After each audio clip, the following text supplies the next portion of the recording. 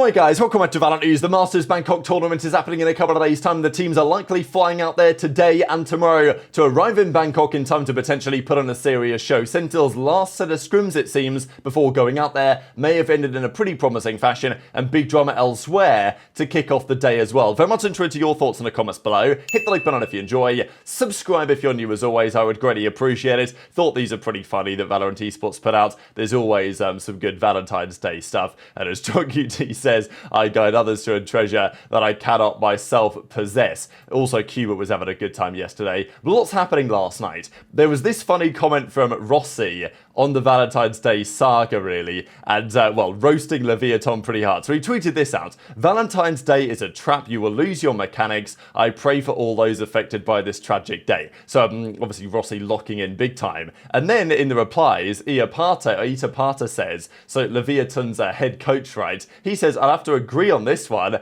And then Rossy goes, "All of your players are in a relationship, right? Thank you for proving my point." So basically what he's saying is, none of your guys can shoot straight, your team isn't very good, and that is the reason why. So I think Itapata was in the replies as well and says, yeah, personally wouldn't take that, but I guess the boys are out there losing their mechanics right now. So thought that was a pretty funny tweet there from Rossy. This was also a big story of yesterday. These are the numbers for the kickoff viewership year on year. Now, it was an interesting kickoff this season, and I don't know what you guys think about these numbers, how we interpret them, what we should discuss here, because, okay, China, the numbers are low because that excludes Chinese live streaming platforms. When you include Chinese live streaming platforms, you know, these numbers will be rather substantial, I am sure. But look, the Americas was again the most viewed region in Valorant, but it was not as high as last year by actually quite a considerable margin. So, you know, what exactly was causing that? There are some questions. I think that time zones were a relevant factor here because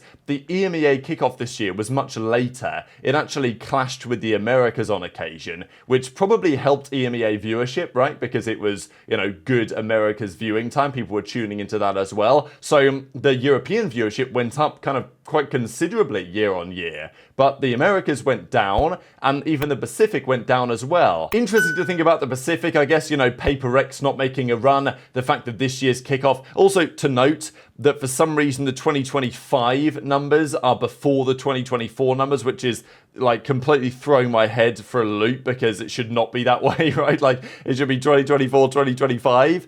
You know, I'm reading left to right like most people read. But yeah, so just to clarify that, the number on the left is the new number and the number on the right is the old number. So I don't know why it's like that, but you guys get what I mean anyway. So that's like, you can see the kind of key at the top here. So it's gone down year on year. As I say, in the Pacific, it's plausible that's because it was kind of Korea dominated. Maybe other regions were not so interested in watching to the conclusion. And I think in the Americas, you know, this may to some extent be the TENS effect, right? Like TENS retired. As many people are going to watch? No, more than likely. But there's also other big names that have gone. I think also Brazilian viewership was down, which makes a lot of sense, right? Because, you know, some of their top players, obviously their teams aren't as good now. And also some of their players like LES have just left. LES, SADAC, obviously SADAC's not Brazilian, but you know what I mean?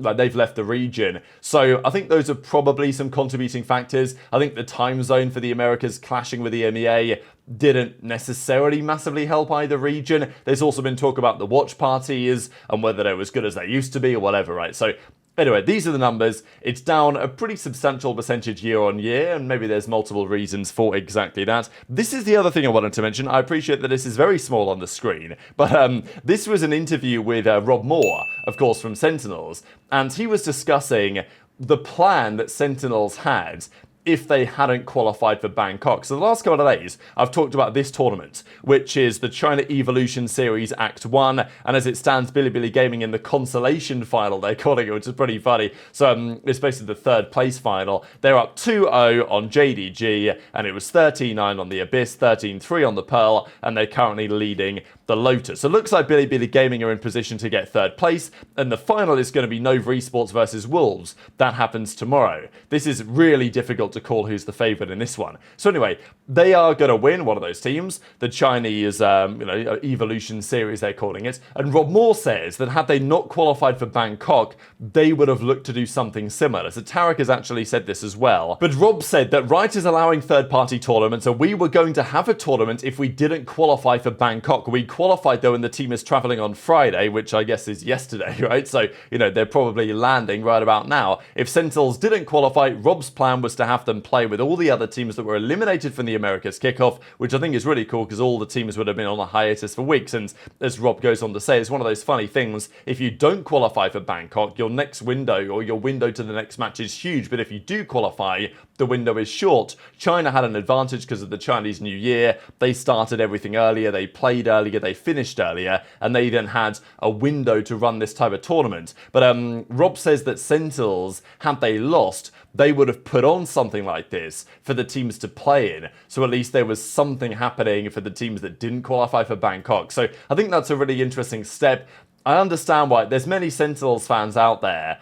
Look, great organisation, entertaining team, entertaining players. But I think many Sentinels fans are Sentinels fans to some degree because they can be very proud of the organisation. Like, SEN are doing a lot to help support the scene, more than any other org, really. And you look at a team like 100 Thieves, Nadeshot understandably complains about the format. There are plenty of issues.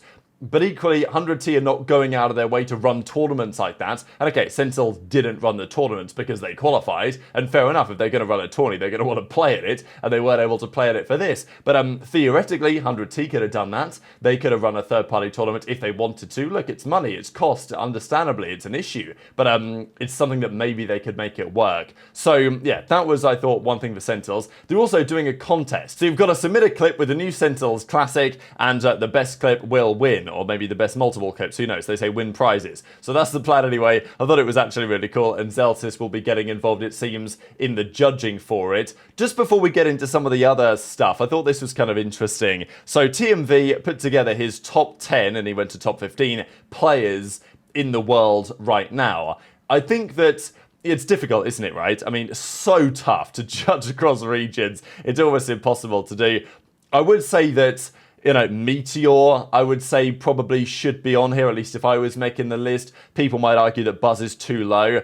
Kang still number one is interesting. I guess it's kind of tough to argue otherwise because, he did play incredibly well. They won the Chinese kickoff, right? So, and of course, he won the World Championship last year, MVP. So you kind of have to say he's number one, I guess. Is he? Who knows? Tough to say. Leaf, Durka, Trent, Keiko, Freeing. I think Freeing getting his credit here was quite nice. Zeka not far behind. And then it gets very difficult from there. But I thought, Keiko getting his flowers. Couple of guys, obviously, from the G2 roster.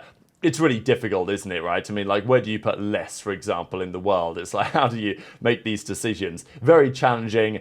I think it'll get easier, more than likely, after we go to Bangkok. But as I say, the teams are likely getting out there right about now. It's the 20th of February where things begin. The teams usually like to get there a handful of days early so they can get the practice in time, so they can get the jet lag out of their system, get settled in for the big tournament. Now, flying from Europe to Bangkok is, well, it is a bit of a trek, to be fair.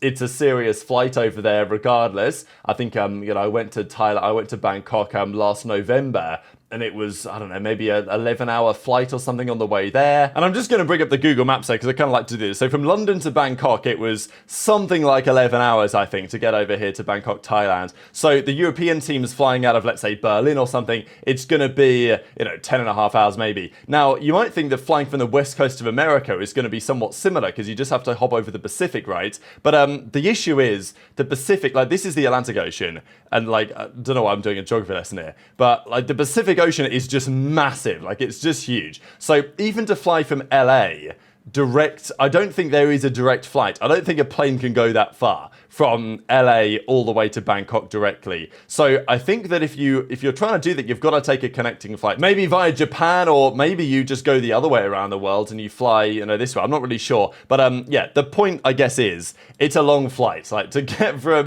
LA to Thailand is not an easy thing to do. So I guess it makes sense why the teams are cracking on now getting out there. It's going to take them probably a day of travel easily. And then, of course, it's, you know, a long time into the future as well in terms of the time zones. So, yeah, that's why the teams are doing that. So let me just go back real quick because I wanted to discuss this. Some scrims. So T1 played EGG. They were up at 15-7 in this one, actually. So pretty interesting one. There was also Team Liquid up 18-5 against someone or another. This one was also notable, though. So T1, they could have won their region. They lost to DRX 3-2, of course, in the finale in the end. And it's pretty interesting, right? They were scrimming EDG before the tournament, up 15-7, and they were scrimming at Trace Esports, and they were down 3-12. So, yeah, who knows? Are Trace Esports going to fry? How are Edward going to go? How are T1 going to go? And there was also this spotted as well, with Sentinels up 8-3. So I think this was probably their final set of scrims. Not sure who they were playing